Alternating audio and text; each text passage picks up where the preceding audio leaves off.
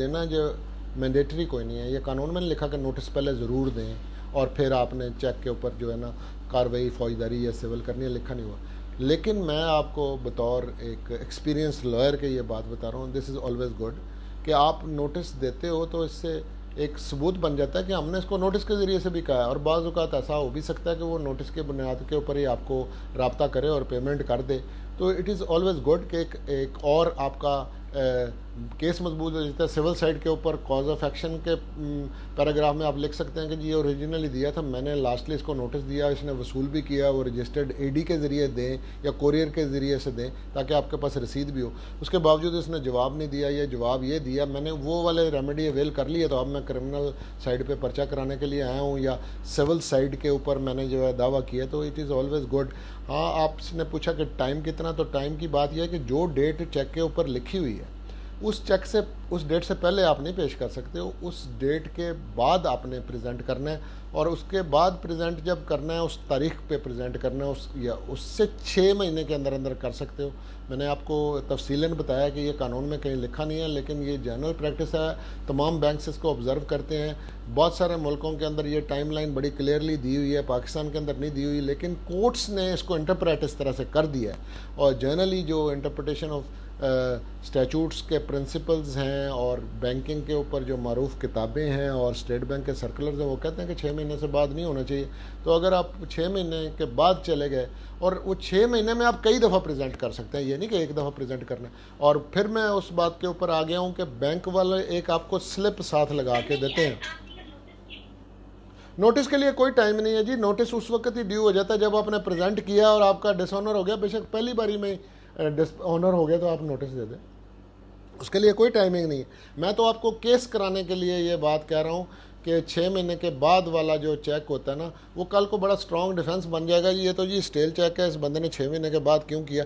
बहुत सारे सूरतों में ऐसा है, लोग कहते हैं इसने तो पेमेंट ले ली हुई थी, ये आउटडेटेड चेक है, ये अब 2 साल के बाद वो वाले जो ज़मानत के तौर पर चेक दिए थे वापस कर नहीं रहा, तो इसने जो है ना ये बदनीति से अब प्रेजेंट कर दिया, मेरी कोई अमाउंट ड्यू ही नहीं है। इसलिए ये टाइमिंग की मैं जिक्र कर रहा था आपसे। तो नोटिस आप तब दे सकते हैं जब आपका पहली दफ़ा ही चेक डिसऑनर हुआ और बैंक ने स्लिप लगाई और उस पर उन्होंने 1 2 3 4 करके ना कोई 12-14 रीजंस लिख होते हैं, उनमें से वो टिक कर देते हैं कि किस वजह से चेक रिफ्यूज़ हुआ है। मैंने आपको बताया है कि वो क्या क्या रीजंस हो सकते हैं।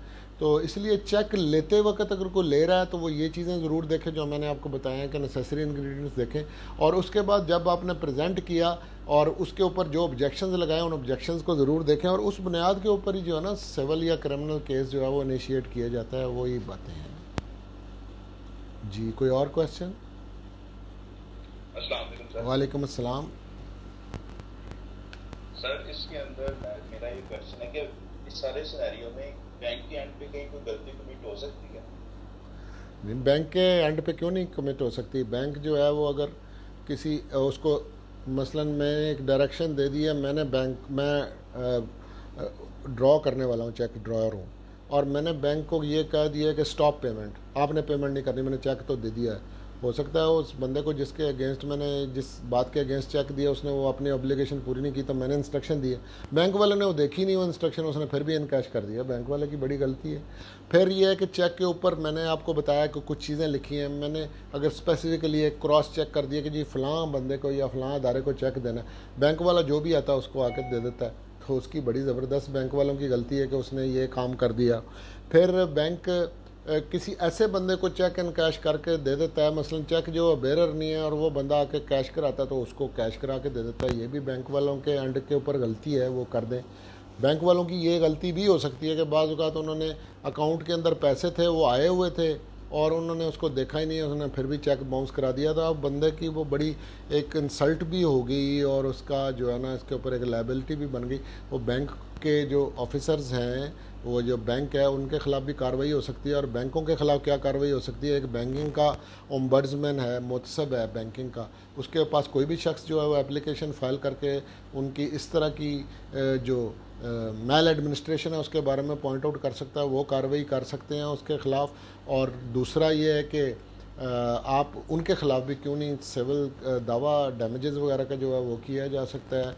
ये भी रेमेडी बैंकर्स के होती है। बाज़ औक़ात वो बिल्कुल दस्तखत वगैरह जो है ना वो मिलते होते हैं, उसके ऊपर स्टैंप भी लगी होती है। खामखाई बैंक वाला जो है वो ऑब्जेक्शन लगा देता है, वो कहता है ये कटिंग इस तरह से है, वो इस तरह की गलती होती ही नहीं है कि वो।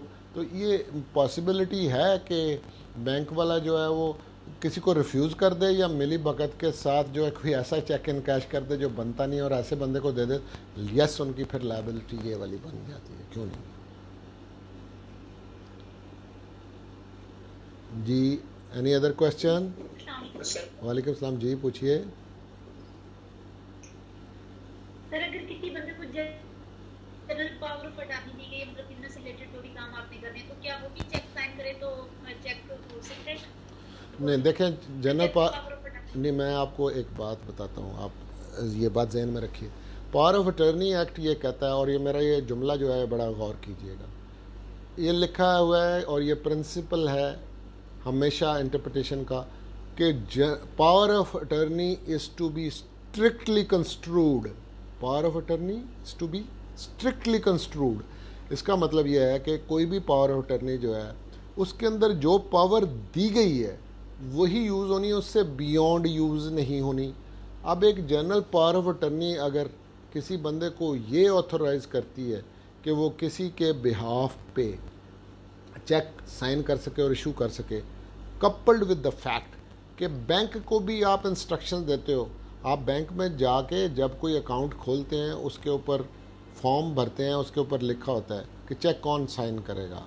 बाज़ औक़ात दो लोग मिलके खोलते हैं, वो कहते हैं आइदर और सर्वाइवर। बाज़ औक़ात कहते हैं जी जॉइंट अकाउंट खोला है तो दोनों के साइन होंगे। फिर एक बाज़ औक़ात आता है दोनों में से एक साइन कर दे। बाज़ औक़ात होता है कि ये एंटिटी ऐसी है, कोई लिमिटेड कंपनी है, कोई पार्टनरशिप है, कोई अदारा है, वो कहते हैं कि इसके साइन करने वाले सिग्नेटरी कौन होंगे वो लिख देते हैं। बाज़ ऐसा होता है कि जैसे कुछ एसोसिएशन हैं, उनके इलेक्शन होते रहते हैं, उनकी रिकॉन्स्टिट्यूशन होती रहती है, तो वो कहते हैं कि जी अब सिग्नेटरी हमारे ये हैं, तो वो अपने रेजोल्यूशन, बोर्ड रेजोल्यूशन के ज़रिए से SCCP में भी इन्फॉर्म करते हैं। अगर लिमिटेड कंपनी है, अगर पार्टनरशिप है तो पार्टनरशिप के ऑफिस के अंदर भी इन्फॉर्म करते हैं, और वो बैंक को भी इंस्ट्रक्शंस देते हैं और साथ वो वाला रेजोल्यूशन लगाते हैं कंपनी का, और कि जिसके अंदर वो ये कहते हैं कि जी हमारे भी आप पे साइन ये करेंगे। फ़र्ज़ करें कि लिमिटेड कंपनी है, उसके अंदर 8 बंदे डायरेक्टर हैं, और वो कहते हैं कि जी अथॉरिटी हम इसमें साइन करने की सेक्रेटरी को देते हैं, और वो रेजोल्यूशन साथ लगाते हैं और वो अख्तियार वहाँ पे बैंक में कह देते हैं कि उसको होगा, वो साइन किया करेगा। या वो कहते हैं जी ये जो चीफ़ एग्जीक्यूटिव है वो हमारा साइनिंग अथॉरिटी होगा, या चीफ़ एग्जीक्यूटिव और सेक्रेटरी दोनों मिल के किया करेंगे। हमारी बार एसोसिएशंस की एक मिसाल जैसे ले लें, हमारे कितने ही अहदेदार जो हैं वो इलेक्ट होते हैं, तो हम वहाँ पे कहते हैं जी हमारा जो फाइनेंस सेक्रेटरी इलेक्ट हुआ है ना वो साइन करेगा, उसके सिग्नेचर्स होंगे, तो ये बैंक के अंदर तस्वर होगा कि ये हमारी एसोसिएशन की तरफ से साइंड है। तो ये दो बातें हैं, एक पावर अटर्नी है जो कि आपने एक्सिक्यूट की under the power of attorneys act, लेकिन उस पावर ऑफ अटर्नी को साथ साथ बैकिंग जो है बैंक के अंदर इंस्ट्रक्शंस के साथ और रेलेवेंट डॉक्यूमेंट और अथॉरिटी के साथ ज़रूर होनी चाहिए।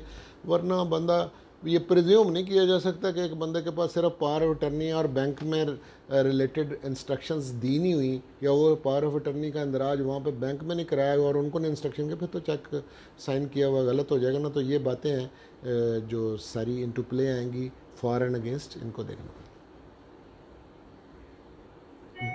जी इंस्टीट्यूशंस जो होते हैं वो आपसे फाइनेंसिंग के वक्त बेयर चेक भी लेते हैं, या वो फिल के बगैर ही लेते हैं चेक, तो क्या वो अगर डिसऑनर करते हैं, आप पे बैक नहीं करते, तो क्या वो 489F के अंदर जाएंगे या बैंकिंग कोड के अंदर किसी और लॉ के मुताबिक जाएंगे? अच्छा जी, मैं आपको बैंक का रूटीन ये बताता हूँ कि बैंक वाले जब कोई किसी को फाइनेंशियल ऑब्लिगेशन क्रिएट करने के लिए क्या करते हैं कि फैसिलिटेट करते हैं। आप उनसे एक फैसिलिटी लेते हो, फाइनेंशियल फैसिलिटी लेते हो, उसके साथ कुछ डॉक्यूमेंट्स हैं जो उन्होंने एक्सिक्यूट आपसे कराने हैं। नंबर 1, आपका उनके साथ एक ओरिजिनल एग्रीमेंट होता है कि जिस बुनियाद के ऊपर उन्होंने आपको वो वाला फाइनेंशियल फैसिलिटी दी है।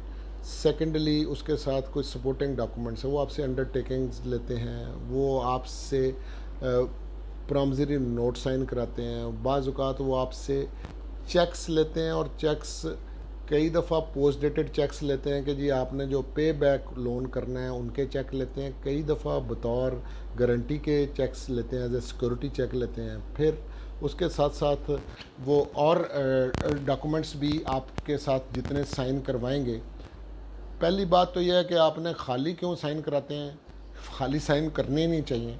और ये कहा जाए जी मेरे से ये रोज़ ही लोग जाके बैंकिंग साइड के ऊपर जो है ना वो ये डिफेंस लेते हैं, जब लीव टू डिफेंड मांगते हैं कि जी मेरे से खाली साइन करा लिए थे। अब ये कि जी खाली साइन करा लिए थे, ये साबित तो आपको बड़ा स्ट्रॉन्ग होना से, वरना उधर प्रिजम्पशन तो ये आपकी तो PLA डिसमिस हो जाएगी कि जी कैसे तुमने खाली साइन करके दे दिए। दूसरा ये कि अगर उन्होंने आपसे एडजस्टमेंट लोन की गलत कर ली है और वो उन्होंने पैसे वसूल भी कर लिए हैं और मार्कअप पे मार्कअप लगा रहे हैं, कंपाउंड इंटरेस्ट लगा रहे हैं, तो उन्होंने गलत किया। और ये डॉक्यूमेंट बतौर श्योरिटी के था, और वो अरेंजमेंट जो था फाइनेंशियल अरेंजमेंट, और वो एग्रीमेंट भी यही कहता था जिसके तहत आपको दिए, उसकी वायलेशन अगर उन्होंने की है तो बैंक वालों के ऊपर उसका ओनस आ जाता है। अब वहाँ पे भी दो तरह के चीज़ें, एक बैंकिंग ऑफेंसेस की भी कोर्ट बनी हुई है, एक सिविल मैटर्स को डील करने के लिए है कि जी रिकवरी करनी है, या आप रेंडिशन ऑफ अकाउंट्स का दावा कर सकते हैं बतौर कस्टमर के। और एक बात मैं ज़ोर दे के कहूँ आपको कि बैंकिंग साइड के ऊपर एक साइड पे फाइनेंशियल इंस्टीट्यूशन होता है और दूसरी तरफ कस्टमर होता है। और कस्टमर कौन होता है?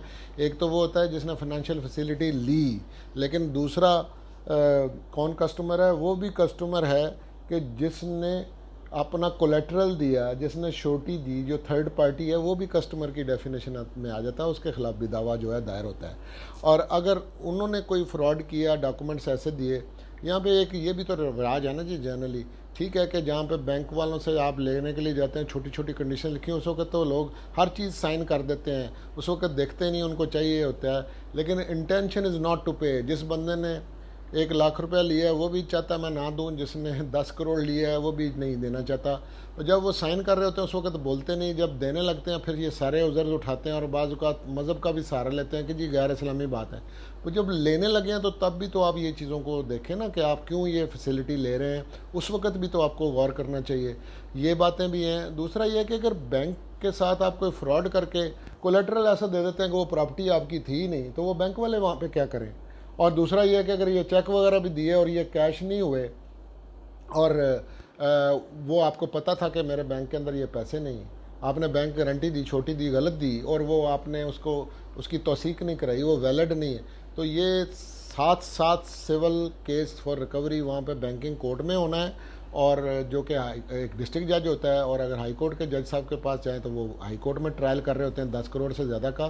साथ साथ बैंकिंग ऑफेंसेस की एक कोर्ट जिसको मैन कर रहे होते हैं एक जज साहब, और वो डिस्ट्रिक्ट जज साहब होते हैं, रिटायर्ड हाई कोर्ट के जज बाज़ औक़ात होते हैं वहाँ पे लगे होते हैं, वो भी बैंकिंग की कोर्ट है, और वहाँ पे ऑफेंसेस जो हैं उसके अंदर ये ट्रायल होता है। इसको आम सिविल कोर्ट के अंदर जो है ना केस आप रिकवरी का सिविल कर सकते हो, बैंकिंग कोर्ट जाना है, और ना आप क्रिमिनल केस कर सकोगे। क्रिमिनल कोर्ट में वो अलहदा एक हायरार्की है जिसके अंदर ये सारा का सारा होता है, वो करते हैं। और ये आम तौर पे इनके जो बैंकिंग के मामलात हैं इनको इन्वेस्टिगेट जो है वो FIA वगैरह से भी, इन्वेस्टिगेटिंग एजेंसी वो भी हो सकती है कि वहाँ से भी करवाया जा सकता है।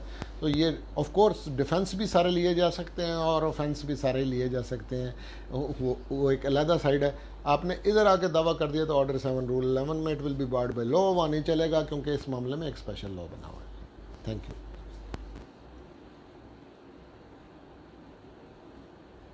हेलो हेलो जी शुक्रिया जी, शुक्रिया, थैंक यू जी। और किसी ने कुछ पूछना जी बताइए। हेलो,